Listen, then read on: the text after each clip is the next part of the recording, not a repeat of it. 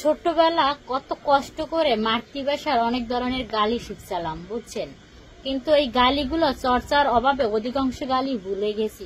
এখন কিছু কিছু মাঝে মাঝে কমেন্ট দেখি, কারণ মনে চাই যে পুরানো গালিগুলো আবার চর্চা করে। কারণ আপনাদের আমি কিছুক্ষণ আগে একটা ভিডিও ছাড়ছিলাম যে আমি প্রবাসে চলে যাব। কিছু কিছু ভাই কমেন্ট করছে যে এত মিথ্যা কথা কেন বলেন, কোথায় মিথ্যা কথা বললে এগুলো করেন ওগুলো করেন, আপনি কোথায় যেতেছেন ভাই? আমি যদি বিদেশ না যাই তাহলে এই কার্টুনটা কেন আমি করছি বলেন?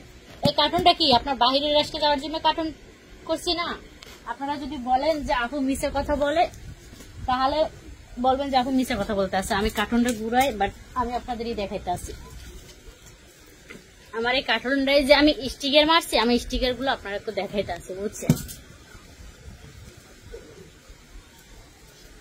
স্টিকার দেখতে আছেন, দেখেন সুমা আক্তার, বুঝছেন। আমার এই পাসপোর্টের পাসওয়ার্ড দেওয়া, আমার হাজবেন্ডের নাম্বার দেওয়া, ঢাকা টুরিয়ার। আমি কি আপনাদের সাথে মিথ্যা কথা বলতে আসছি যে আমি প্রবাসে যাবো আসছি না? আমি যদি প্রবাসে না যাই তাহলে এই কার্টুনটা আমি কেন করছি? যারা প্রবাসে থাকে তারাই জানে যে এই কার্টুনটা কোথায় যায়, কোথা থেকে আসে, বুঝছেন। আমি আপনাদের কিছুক্ষণ আগে বলছি যে আমার আমি একটা ভিডিও ছাড়ছি যে আমার টিকিটে প্রবলেমের কারণে আমি যাইতে পারতাছি না।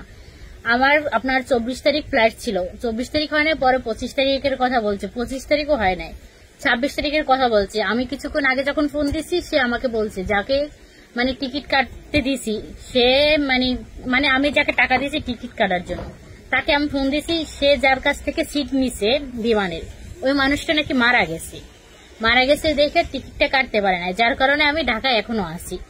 আপনাদের আলতু ফালতু কথা বলার জন্য কি প্রয়োজন ছিল আমি সত্যিই জানি না। যেহেতু আমি কন্টেন্ট ক্রিয়েটর, সবাই আমাকে এক কথা জিজ্ঞাসা করছে আপু কবে যাবেন, যার কারণে আমি বলছি যে ভাই আমি অমুক দিন যাব।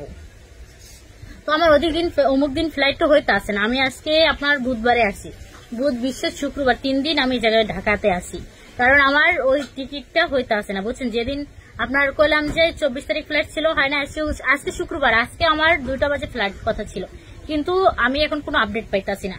তারা বলতে আছে যাকে আমি টিকিট দিয়ে আমার সিট রাখার জন্য ওই ব্যক্তি মারা গেছে।